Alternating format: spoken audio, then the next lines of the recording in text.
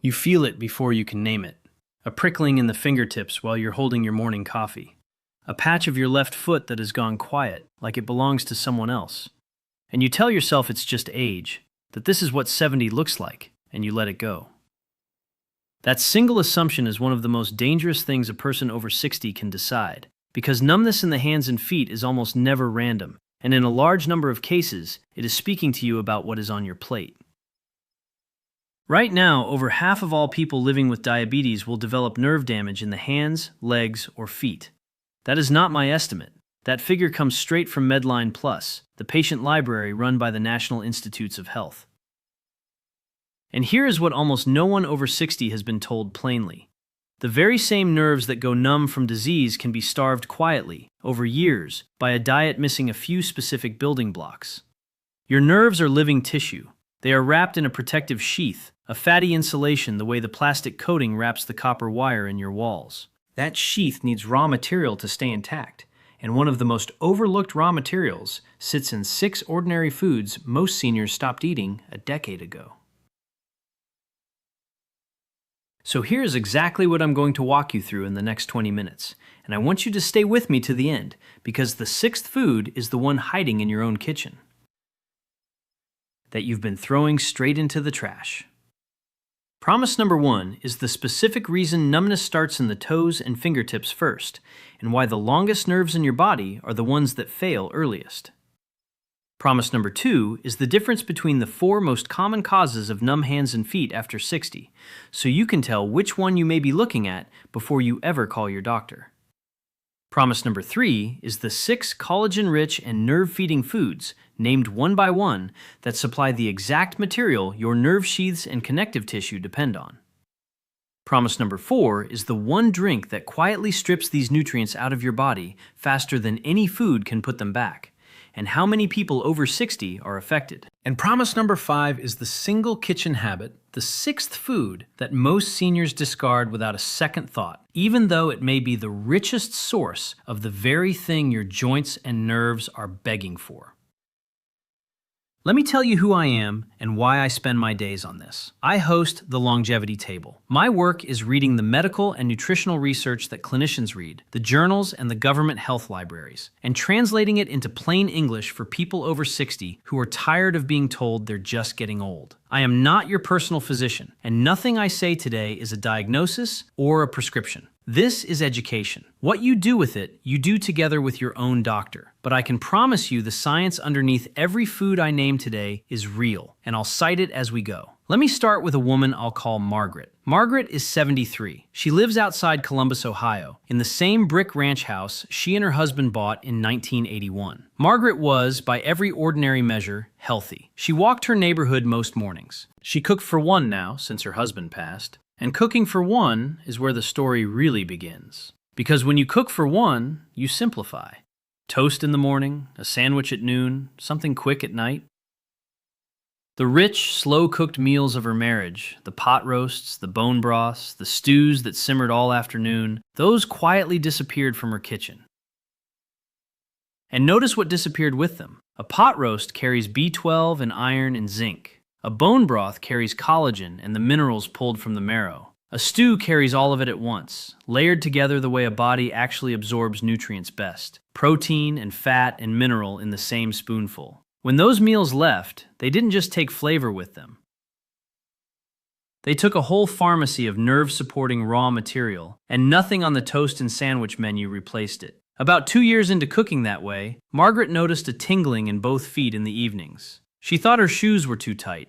Then the tingling became numbness, and the numbness began creeping up from the toes toward the arch. Her fingertips started to feel thick and clumsy. She dropped a coffee mug she'd owned for 30 years because her hand simply didn't register that she was holding it. She told herself, the way you might, that it was just age. It was just circulation. It was just what 73 feels like. And this is the trap. Because every one of those explanations is plausible. Age is real. Circulation does change. But plausible is not the same as correct. And the danger of a plausible story is that it stops you from asking the next question. Margaret's plausible story cost her almost 2 years of quiet nerve damage that a single change to her grocery list might have slowed. By the time Margaret sat across from her primary care doctor, she had a numb region on both feet the size of a silver dollar, and she'd had 2 near falls in her own hallway, because when your feet can't feel the floor, your balance has nothing to stand on. And that detail is not a small one. Falls are the leading cause of injury death for Americans over 65, according to the Centers for Disease Control. And a large share of those falls begin exactly where Margaret's did, with feet that can no longer feel the ground beneath them. A numb sole doesn't send the little corrections back up to the brain, the tiny adjustments in ankle and toe that keep you upright on a slick floor or an uneven step.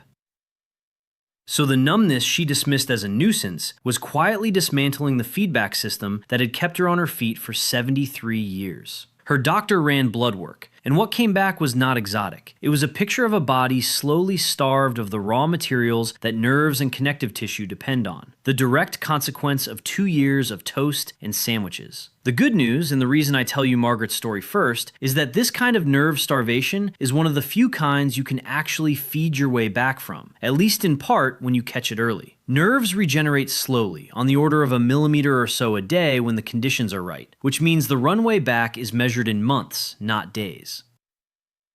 But it exists, and Margaret is not a rare case. She is the typical case. She is what happens to millions of people over 60 who simplified their kitchen without knowing what they were removing from it. The Census Bureau counts more than 55 million Americans over 65, and a great many of them are cooking for 1 or 2 in exactly the simplified way Margaret was. This is not an unusual story. It is a common one wearing an ordinary face. So let me explain the mechanism, because once you see it, you can't unsee it, and you'll understand exactly why the 6 foods coming up matter. Here's the picture in plain English. Your nerves run like electrical wires from your spine and brain all the way out to your fingertips and toes. According to the National Institute of Neurological Disorders and Stroke, when those peripheral nerves are damaged, the signals get scrambled, and you feel numbness, tingling, burning, or that pins and needles sensation. Medline Plus describes it the same way. Peripheral nerve disorders happen when the nerves are damaged and your sensation gets altered. Think about what a scrambled signal really means. The nerve is still there, still trying to fire, but the message arriving at the brain is garbled, like a radio station drifting off its frequency. Sometimes the brain fills in the static as burning, sometimes as tingling, sometimes it fills in nothing at all, and that nothing is the numbness. The symptom you feel is not the damage itself. It is your brain's best guess at a message it can no longer read cleanly. Now, why the hands and feet first? Why not the middle of your back? Because the nerves that reach your toes and fingertips are the longest nerves in your entire body. A single nerve cell running from your lower spine to your big toe can be a meter long in a tall person. One continuous living cell stretched an astonishing distance. A wire that runs from your lower spine to your big toe is a long wire. And a long wire needs the most upkeep, the most maintenance, the most raw material to keep its protective coating intact.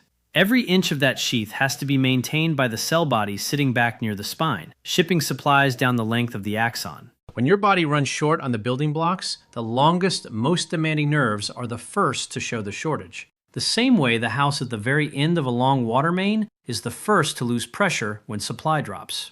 That is why numbness so often starts in a stocking and glove pattern, the feet and the hands, and creeps inward, moving up the leg as if someone were slowly pulling a sock up over a limb that can no longer feel it.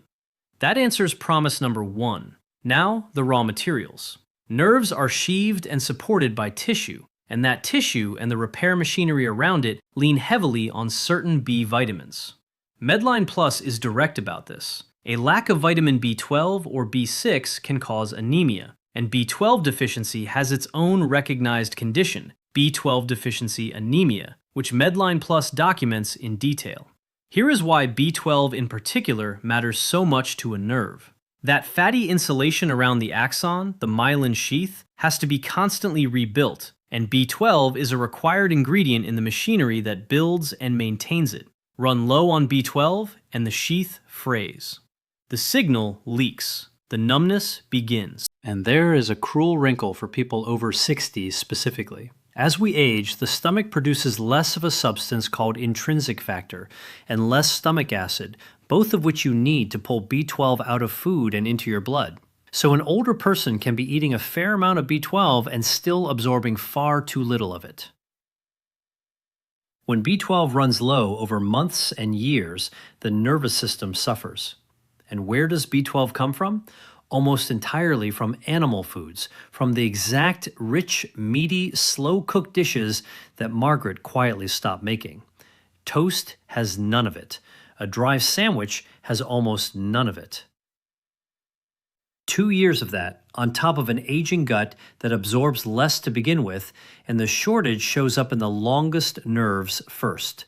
Here's the part the quick health segments on morning television never tell you. It is not usually one dramatic cause. It is a slow subtraction.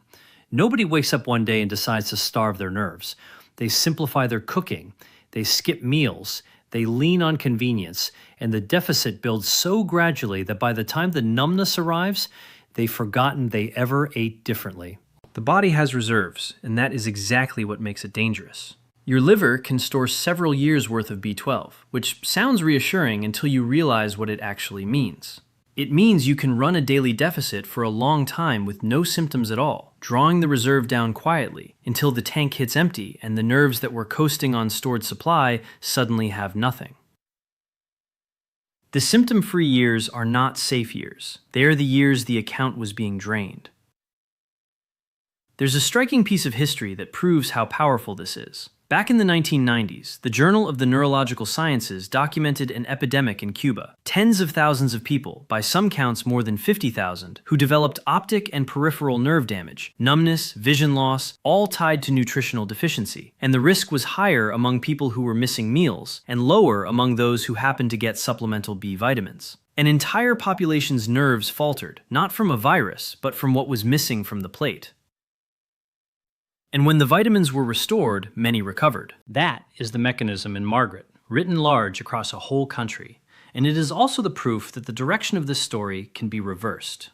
Now, let me give you the 4 most common causes of numb hands and feet after 60, because this is promise number 2, and you deserve to know which one you might be facing.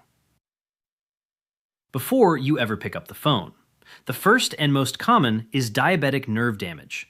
The American Diabetes Association explains that neuropathy is one of the direct complications of diabetes, and Medline Plus notes it affects over half of people with diabetes, with numbness and tingling in the hands, legs, and feet. The NIDDK, the Diabetes Institute at the NIH, describes the same thing striking the hands and feet. Here is the mechanism underneath it. When blood sugar stays high year after year, that excess sugar damages the tiny blood vessels, the vasa nervorum, that feed the nerves themselves. Starve a nerve of its blood supply, and it behaves exactly like any tissue cut off from oxygen and fuel. It fails from the outside in, longest nerves first, which is why the diabetic pattern looks so much like the nutritional one. If you're managing blood sugar, or if you've been told you're pre-diabetic, this is the first door to check. The second cause is nutritional, the B vitamin shortage we just discussed, the kind that grew in Margaret's kitchen. And I'll say plainly what makes this one both the most tragic and the most hopeful. It is largely invisible on the surface, and it is largely fixable at the table. The third cause is a squeezed nerve at the wrist, carpal tunnel syndrome. Mayo Clinic and Medline Plus both describe carpal tunnel as a very common condition where the median nerve gets compressed at the wrist, producing hand numbness, tingling, weakness, and pain. This one is mechanical. There is a narrow tunnel of bone and ligament at the base of your palm, and the median nerve passes through it. Swell the tissue in that tunnel or wear it down over decades of use, and the nerve gets pinched, like a garden hose under a heavy foot. The tell is that carpal tunnel usually spares your little finger, because that finger is served by a different nerve, and it often wakes you at night or flares when you're holding a phone or a steering wheel. It's worth knowing because it's frequently mistaken for something far worse, and because the fix can be as simple as a wrist splint. And the fourth cause is the one nobody wants to say out loud: alcohol. Medline Plus has an entire entry on alcoholic neuropathy, nerve damage caused by excessive alcohol consumption. That quiet evening drink, night after night, year after year, does two things at once. It can damage the nerve directly, poisoning it with the byproducts your body makes as it breaks the alcohol down. And it strips out the very B vitamins your nerves need to repair, because processing alcohol burns through thiamine and interferes with the absorption of B12 and folate. So it is a double blow, hitting the nerve while quietly removing the tools that would have healed it. That is promise number 4, and I'll come back to the scale of it. For now, hold on to this. If numbness in your hands and feet has been creeping up on you, it is almost always one of these 4, and 3 of the 4 respond to what you put in your body. So let's put good things in. Here are the 6 collagen-rich and nerve-feeding foods in the order I want you to add them starting this week. Food number 1 is bone broth. Real bone broth, the kind Margaret used to simmer all afternoon and stopped making. When you slow cook bones and connective tissue for hours, you pull collagen out into the liquid. And collagen is the structural protein your joints, your skin, and the connective tissue around your nerves are built from. Collagen is roughly a third of all the protein in your body, and it is unusually rich in 3 amino acids, glycine, proline, and hydroxyproline, that you get in very small amounts from a lean sandwich, but in abundance from a long simmered broth. Those amino acids are the literal scaffolding your body reaches for when it repairs connective tissue. Mayo Clinic and the Neurology Institute both point to healthy connective tissue and nerve support as part of the whole picture.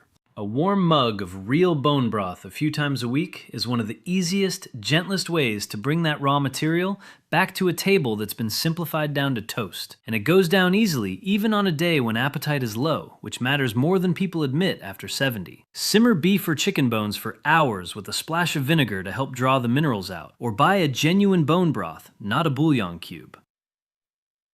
That distinction matters because a bouillon cube is mostly salt and flavoring, with none of the collagen you're actually after. Food number 2 is fatty fish, especially salmon and sardines. This is one of the most research-backed items on the entire list. There is a family of omega-3 fats in fish, and your body turns one of them into a healing compound. A 2022 study in the Journal of Neuroinflammation found that an omega-3 derived mediator called myrisin-1 promoted nerve regeneration and eased nerve pain after nerve injury.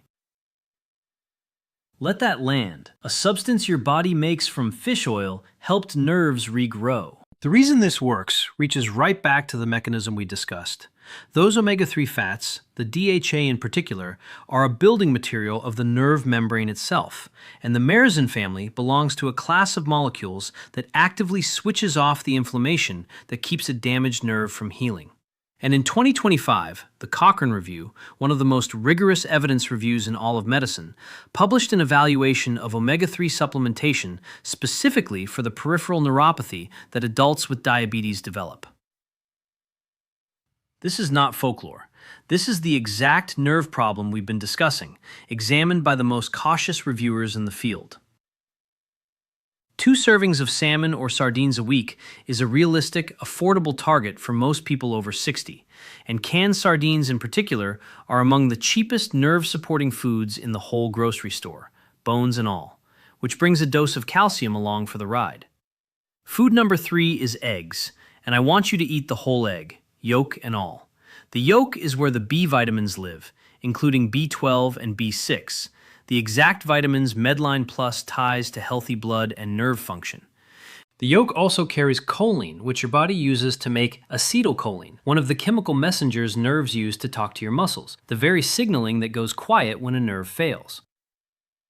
For decades, people over 60 were frightened away from the yolk on cholesterol grounds, but the science has softened considerably, and for most people, dietary cholesterol from eggs has a far smaller effect on blood cholesterol than we once believed. The yolk is the nutrient. It's one of the simplest, cheapest sources of the building blocks your longest nerves are starving for, and it's soft, easy to chew, and easy to prepare a dozen ways.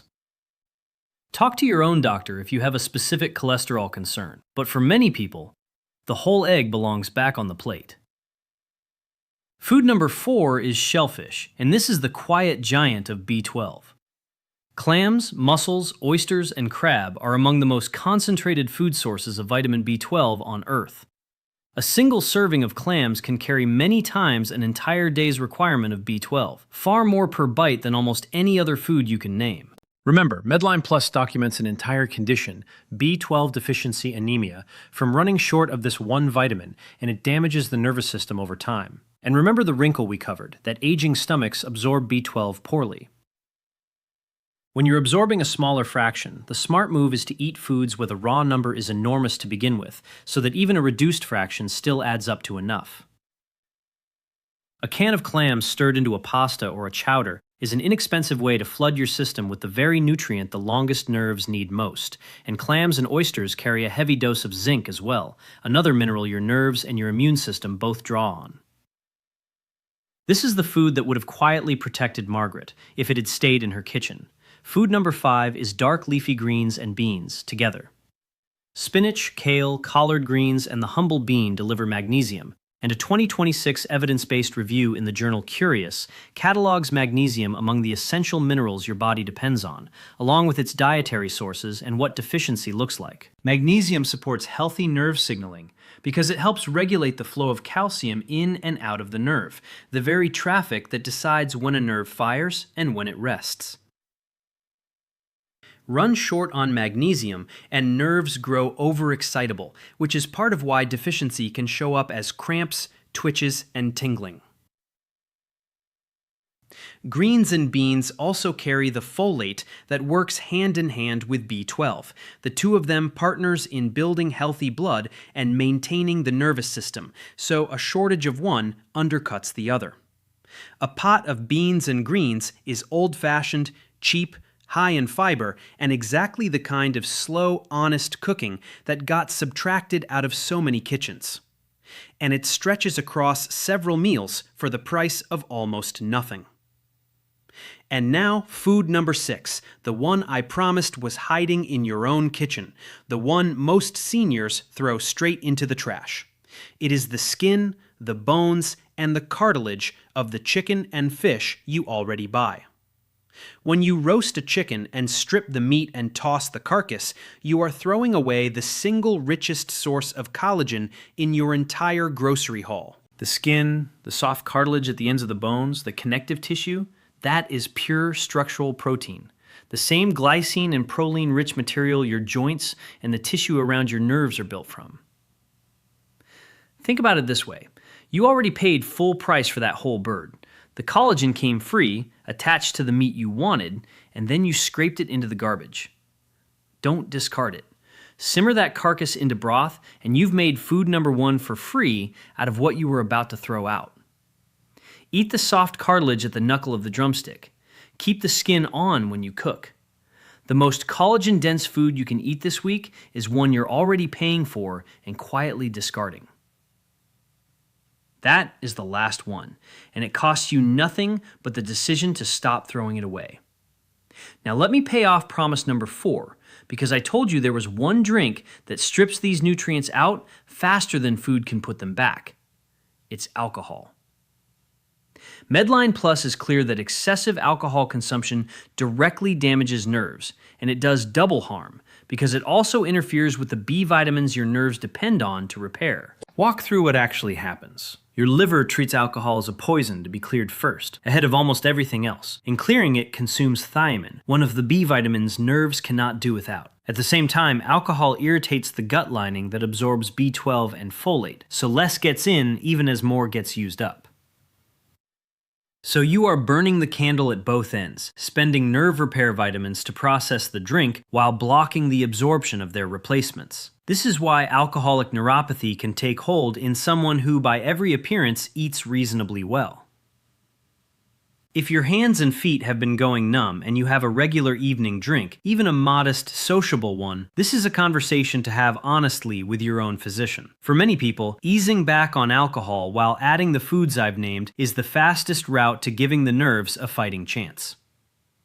And here is the advanced move that even a lot of health-conscious people over 60 miss. If you eat these 6 foods and the numbness doesn't budge, or it's getting worse, or it's climbing higher up the leg or the arm, do not keep feeding it and hoping. Ask your doctor for a simple blood test that checks your B12 level directly. And there's a refinement worth knowing about, because a plain B12 number can sit in the so-called normal range while your tissues are actually running short. Ask whether a test of methylmalonic acid, or MMA, makes sense, because that marker rises early when B12 is genuinely low at the cellular level, sometimes before the standard test looks abnormal at all. B12 deficiency is one of the most treatable causes of nerve trouble there is, and Medline Plus documents it as a distinct, correctable condition, sometimes corrected with pills, sometimes, if absorption is the problem, with injections that bypass the aging gut entirely. Food is your daily foundation, but a blood test is how you find out whether you're starting from a deep hole that food alone can't fill fast enough. That single request, checking your B12 and asking about MMA if the first number looks borderline, is one of the most useful things you can bring to your next appointment. If your numbness is mild and recent, food first makes sense. If it's advanced or spreading, get the test, and get it soon. Because a nerve that has been starved too long past a certain point does not always come all the way back. So let me bring this back to where we started. You feel a numbness in your fingertips or your toes, and you tell yourself it's just age. But you've now seen the mechanism. The longest nerves in your body are the first to starve when the right foods leave your kitchen. And over half of the people with diabetes will face this, according to the NIH.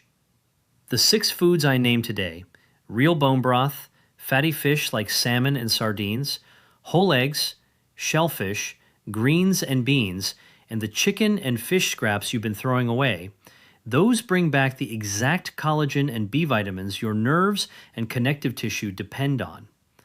None of this replaces your doctor. All of it is worth bringing to your doctor. If this helped you understand what your body has been trying to tell you, do me one small favor. Hit the like button so more people over 60 find this, and subscribe to the longevity table so the next warning reaches you in time. Take care of those nerves. They have to carry you a long way